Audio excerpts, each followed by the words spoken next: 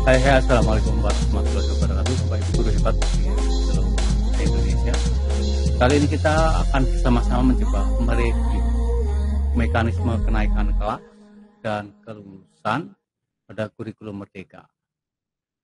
Bahan review kita saat ini adalah dokumen yang terdapat di PMM yang akan kita jadikan pedoman bagaimana menentukan mekanisme membahas kita kenaikan kelas dan kelulusan pada kurikulum Merdeka. Baik, langsung saja kita baca dokumennya bersama-sama, kemudian kita analisis bareng-bareng. Langsung aja kita lihat ke layar ya. Di dokumen dinyatakan di sana, satuan pendidikan memiliki keleluasaan untuk menentukan kriteria kenaikan kelas. Walaupun kadang-kadang kita juga diminta untuk tidak perlu membuat kriteria tersendiri, tetapi satuan pendidikan memiliki keleluasaan untuk menentukan kriteria kenaikan kelas. Nah, kenaikan kelas ini dilakukan dengan mempertimbangkan laporan kemajuan belajar yang mencerminkan pencapaian peserta didik pada semua mata pelajaran dan ekstrakurikuler. Jadi kriterianya berdasarkan semua mapel dan semua kemajuan pencapaian ekstrakurikuler. Dan yang ini sesuatu yang baru adalah prestasi lain selama 1 tahun pelajaran. Jadi barangkali peserta didik itu dalam salah 1 tahun pelajaran itu selain pencapaian mapel dan ekstrakurikuler ada prestasi-prestasi lain. Mungkin mengikuti lomba-lomba yang ada di luar sekolah. Nah, untuk menilai pencapaian hasil belajar peserta didik sebagai dasar penentuan kenaikan kelas dapat berdasarkan penilaian sumatif. Penilaian pencapaian hasil belajar peserta didik untuk kenaikan kelas dilakukan dengan membandingkan pencapaian hasil belajar peserta didik dengan kriteria ketercapaian tujuan pembelajaran. Jadi pencapaian peserta didik dibandingkan dengan kriteria ketercapaian tujuan pembelajaran atau KKTP. Baik, yang ini saya kira sudah cukup jelas. Kemudian berikutnya, pembelajaran terdiferensiasi sesuai tahap pencapaian peserta didik menjadi salah satu praktek yang dianjurkan dalam kurikulum Merdeka. Jadi pembelajaran terdiferensiasi sesuai tahap pencapaian peserta didik menjadi salah satu praktek yang dianjurkan. Ini ada tekanan ya, bahwa kita harus mengapresiasi pembelajaran yang terdiferensiasi. Ya. Maksudnya kemampuan peserta didik yang berbeda-beda itu harus menjadi salah satu praktek yang dianjurkan dalam kurikulum Merdeka. Penggunaan fase dalam capaian pembelajaran adalah salah satu alasan mengapa peserta didik dapat terus naik kelas. Ya.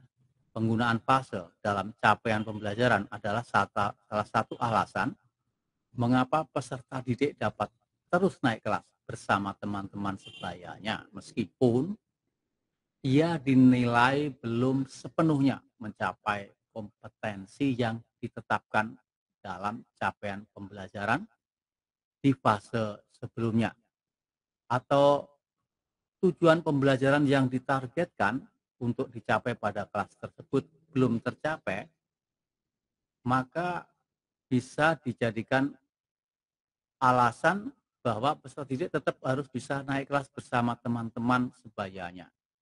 Inilah alasan kenapa ada fase-fase.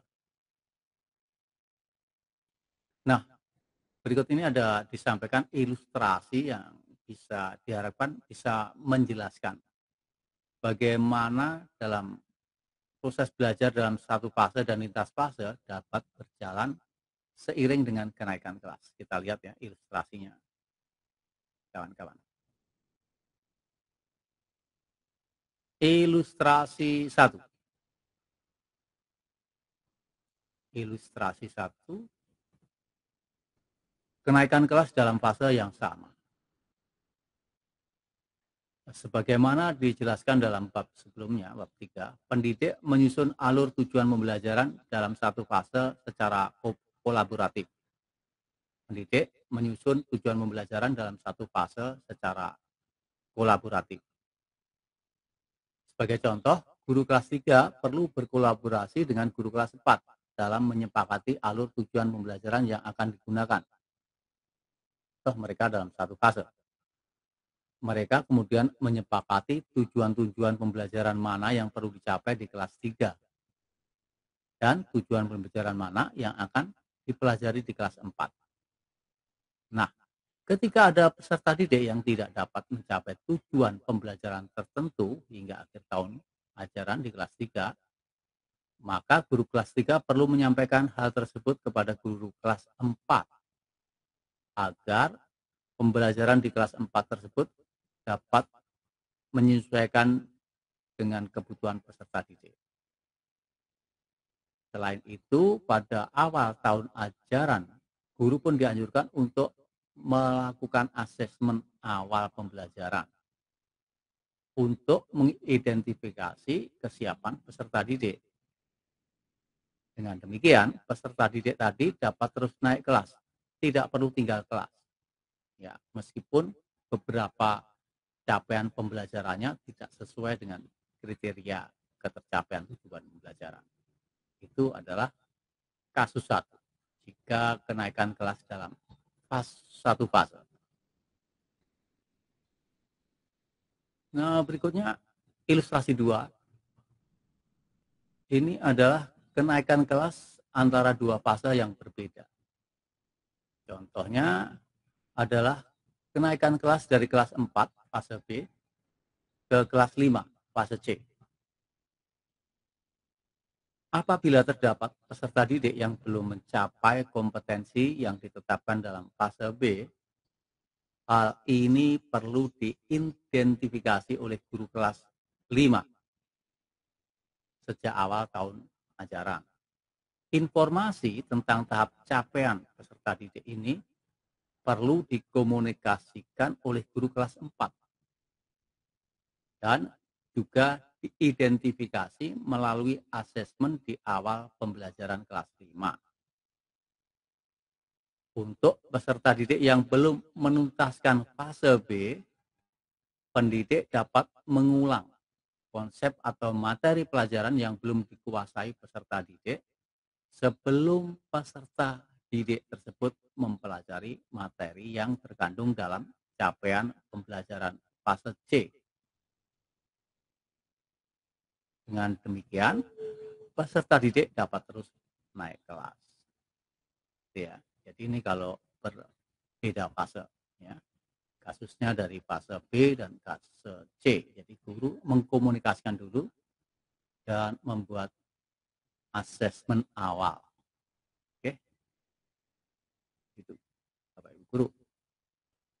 Nah, sekarang kita lihat penjelasannya di sini. Ilustrasi di atas, ya, yang barusan kita bahas, itu menunjukkan bahwa satuan pendidikan tidak perlu menentukan kriteria dan mekanisme kenaikan kelas. Satuan pendidikan tidak perlu menentukan kriteria dan mekanisme kenaikan kelas. Kenaikan kelas dilaksanakan secara otomatis atau automatic promotion. Pembelajaran dilaksanakan dengan menggunakan prinsip mastery learning yang sangat sesuai dengan pembelajaran berdiferensiasi atau mastery itu penguasaan, ya.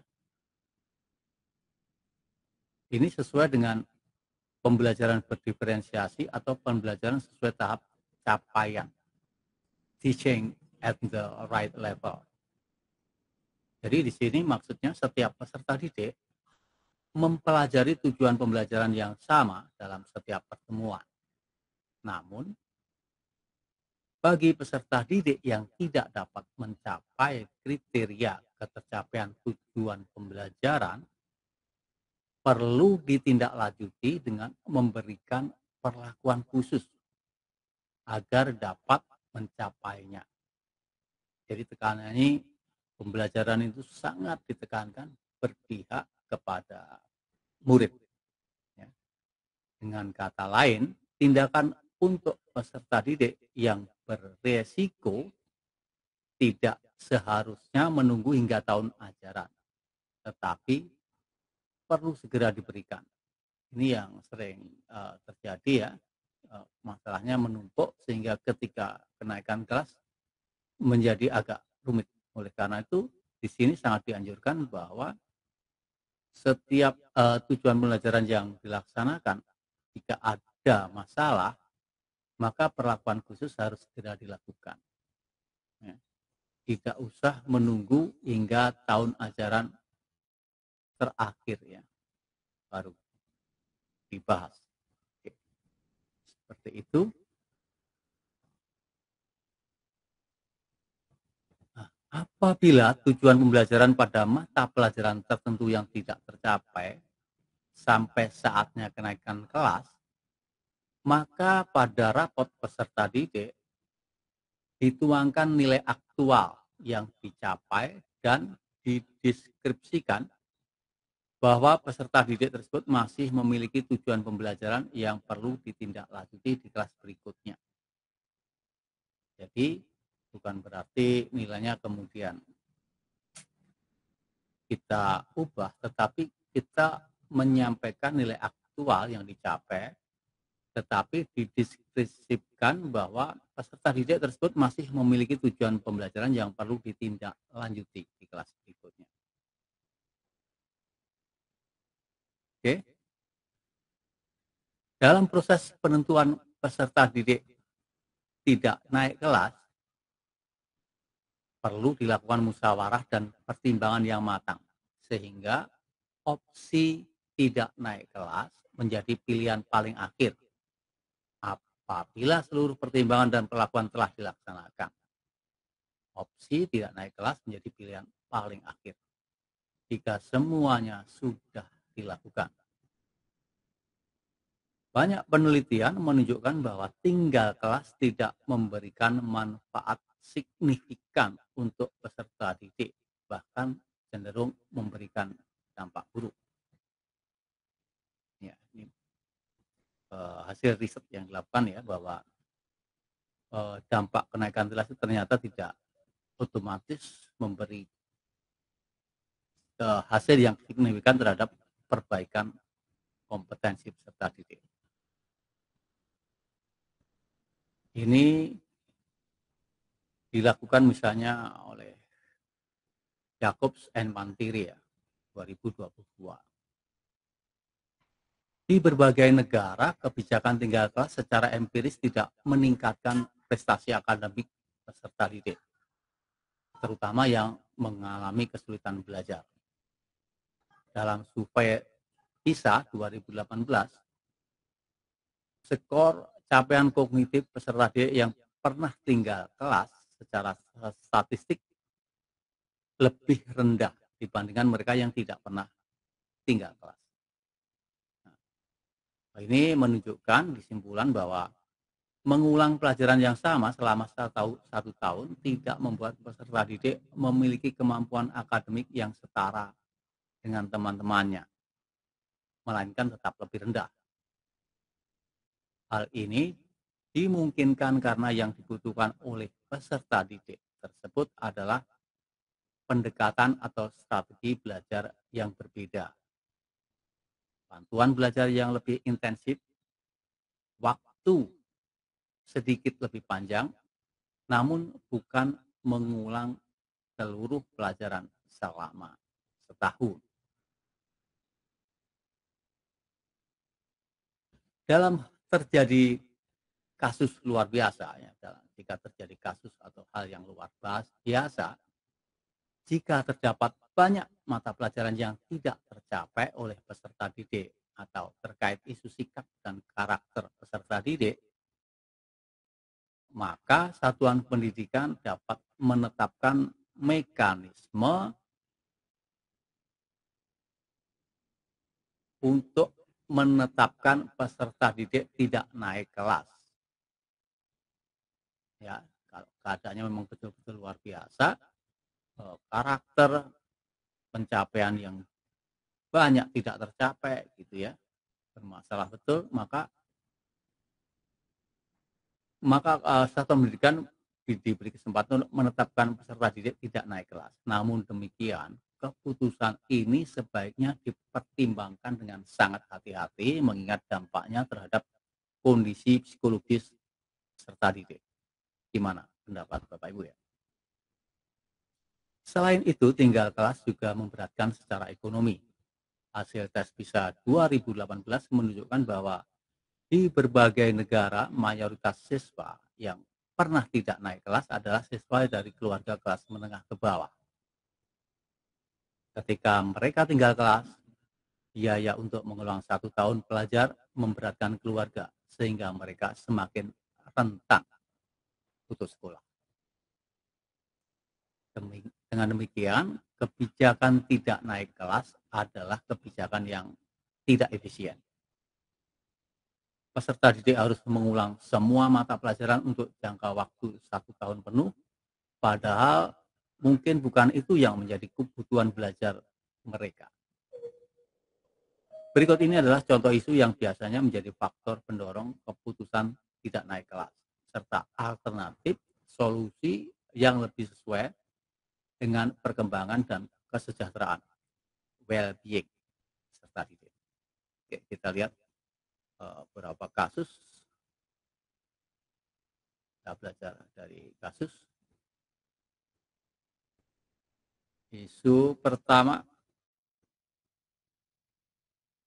peserta didik mempunyai tujuan pembelajaran yang belum tuntas atau ada tujuan-tujuan pembelajaran yang hasilnya belum memenuhi pencapaian minimum. Nah, dalam kasus ini pertimbangan yang bisa diambil sekolah, peserta didik tetap dapat dipertimbangkan naik kelas berikutnya dengan pendampingan tambahan untuk menyelesaikan tujuan pembelajaran yang belum tercapai atau belum tuntas. Ya. Jadi tetap kalau beberapa tujuan pembelajaran belum tuntas, tetap bisa dipertimbangkan naik kelas dengan pendampingan tambahan untuk menyelesaikan tujuan pembelajaran yang belum tercapai atau belum tuntas. Oke. Ini isu pertama ya, jika tujuan pembelajaran belum tuntas. Ini isu berikutnya, peserta didik mempunyai masalah absen yang sering ini Bapak Ibu, atau ketidakhadiran yang banyaknya jumlah ketidakhadiran disepakati oleh satuan pendidikan biasanya. Ini betul-betul kadang-kadang betul-betul membuat dilema, ya. Dilema etika. Ya, absennya banyak. Bagaimana pertimbangan yang bisa diambil sekolah jika peserta didik bermasalah dalam hal absensi? Oke, dalam kasus ini pertimbangan yang bisa diambil sekolah dapat dipertimbangkan dengan mengetahui alasan ketidakhadiran. Jadi sekolah harus tahu kenapa anak kita ini banyak tidak hadir atau banyak absen. Jika peserta didik tidak hadir karena kondisi keluarga, siswa yang membantu orang tua bekerja karena alasan ekonomi dan sebagainya, atau masalah kesehatan peserta didik, maka dapat dipertimbangkan naik dengan catatan khusus. Jika alasan ketidakhadiran karena malas, meskipun kecil kemungkinan untuk naik kelas. Jadi ini kadang-kadang kita menemui di lapangan ya, absennya banyak banget nggak masuk ya. Bagaimana nih kasusnya? Peserta didik dapat tetap dipertimbangkan naik dengan catatan di rapor bagian sikap yang perlu ditindaklanjuti di kelas berikutnya. Misalnya permasalahan ketidakhadiran harus diselesaikan dalam jangka waktu 1 tahun dengan cara konseling. Ya. Jadi intinya kita berusaha keras jangan sampai masalah itu menumpuk, dan ini memang perlu energi lebih ya. Khusus permasalahan ketidakhadiran, wali kelas harus dapat mendeteksi permasalahan ini sedini mungkin, sehingga tidak terjadi penumpukan jumlah ketidakhadiran dari peserta didik di akhir semester. Ini tentang kasus karena ketidakhadiran. Kemudian misalkan keterlambatan psikologis, perkembangan dan atau kognitif, misalkan seperti itu. Jika ada peserta didik yang mengalami keterlambatan psikologis, perkembangan dan atau kognitif, peserta didik bisa dipertimbangkan untuk naik kelas tetap ya, dengan catatan peserta didik perlu mendapat bimbingan dalam memahami pelajaran dan atau mendapatkan layanan konseling. Jadi intinya kita diminta banget satuan pendidikan, Bapak Ibu guru untuk mempraktekkan diferensiasi ya, perbedaan kompetensi, sikap, kondisi peserta didik, karakter ya, ketercapaian pembelajaran itu menjadi PR besar kita. Itu tentang mekanisme kenaikan kelas pada kurikulum Merdeka. Semoga bisa kita jadikan acuan. Selamat mengajar, selamat belajar. Salam Merdeka. Assalamualaikum semua.